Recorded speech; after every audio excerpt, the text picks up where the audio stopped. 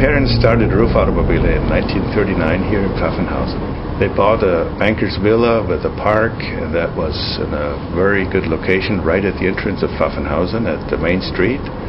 And they decided to remove the park and change it over to an automobile enterprise. My youth was spent as soon as I could crawl. I was in my dad's garage, and I put my nose in every possible thing. And of course, this was not always easy for my parents because this was also dangerous. And one day, actually, I fell into the waste oil container, and I was rescued. That was my first baptizing, I guess. So this is how it all started.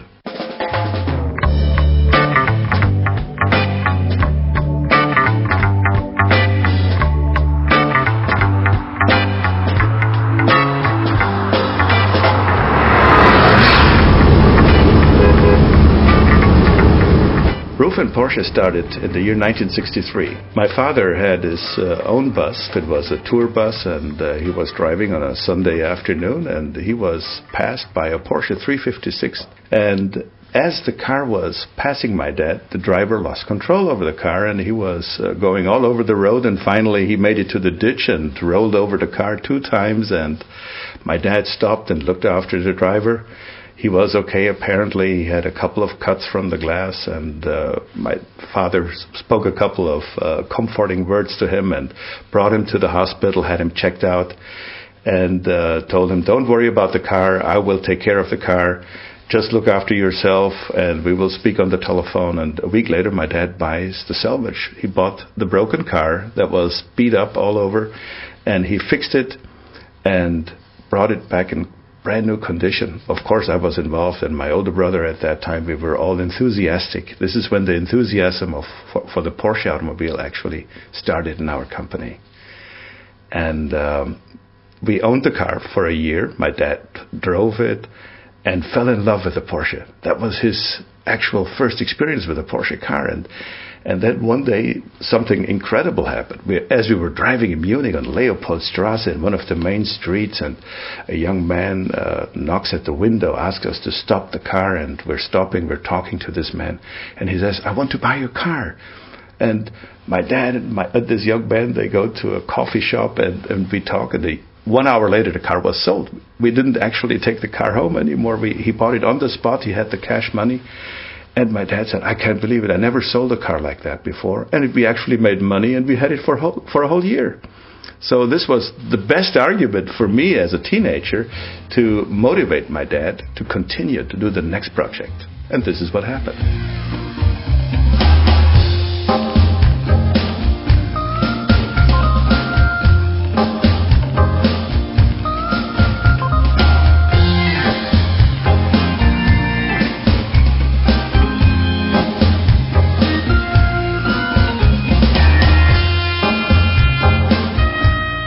And in the 1960s, we continued. We wanted to do another one and another one. We were known as the Porsche specialist that wouldn't fear any type of complicated repair, maintenance, be it in the bodyworks or be it in the mechanical side. It was comprehensive work that we could offer.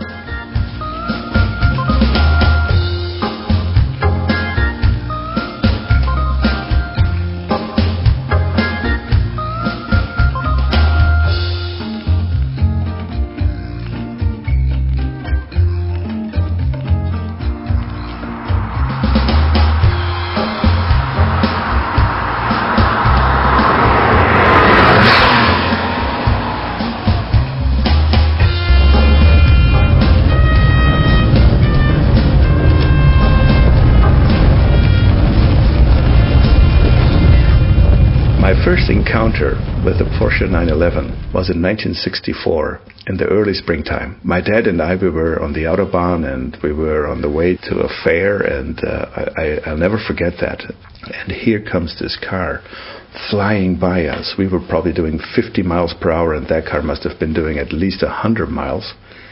And water was splashing over our windscreen. The windshield wiper couldn't clean the windscreen anymore. And I heard this sound, this incredible sound of that car. And I just barely saw the Stuttgart license plate. And I said, Dad, this is the new Porsche. This is the new Porsche. I saw that in a magazine, in a car magazine. I have to show it to you when we're back home. And, of course, at that time, it must have been a 901 because the name 911 wasn't even out yet. It was a prototype from Stuttgart that was on the way on the Autobahn. It was an incredible experience. And I think that really triggered the passion in me for the 911, definitely.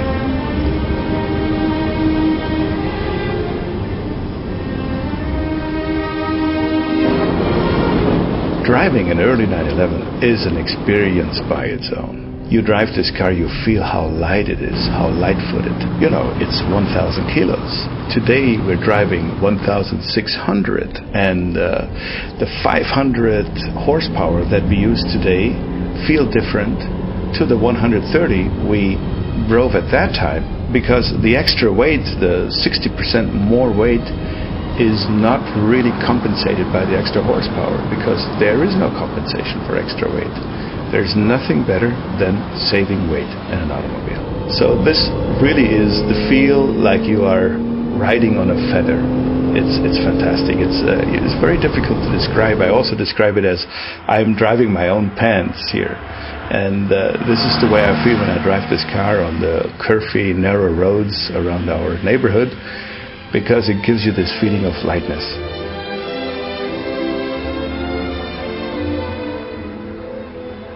The 901 was a wonderful project. I found this car probably 20 years ago, and I found it in Auto Trader in the United States by accident. As I was just going through the pages, I saw that there's an early 911 for sale. And I called, I wanted to know more about it, and they told me the chassis number 300037. Then I thought, gosh, if I'm not wrong, this got to be one of the real early series cars. And as I was double checking, sure enough, I found out it was number 37. And not only that, it was a 901. It was a serial production car of the very first production run in late '64. That happened just before the story happened with Porsche and Peugeot. We all know this story.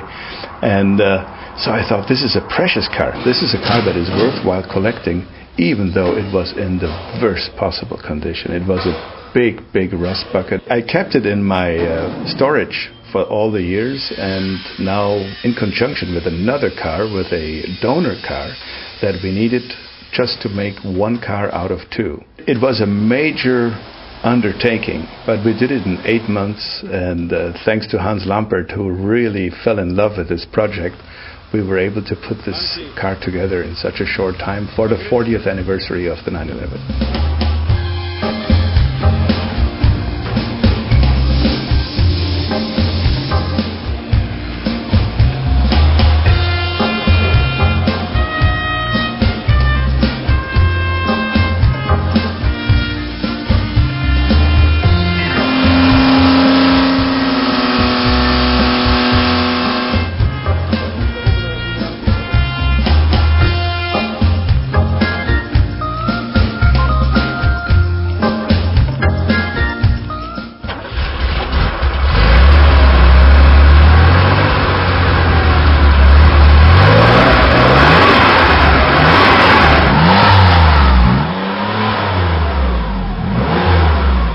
Our strength has always been that we offer for any regular Porsche service, maintenance, and repair. And we have a staff that has been with us for decades, so therefore they are competent of understanding and knowing all the early cars as well as the latest cars. And we can offer a comprehensive service for all existing regular Porsches as well.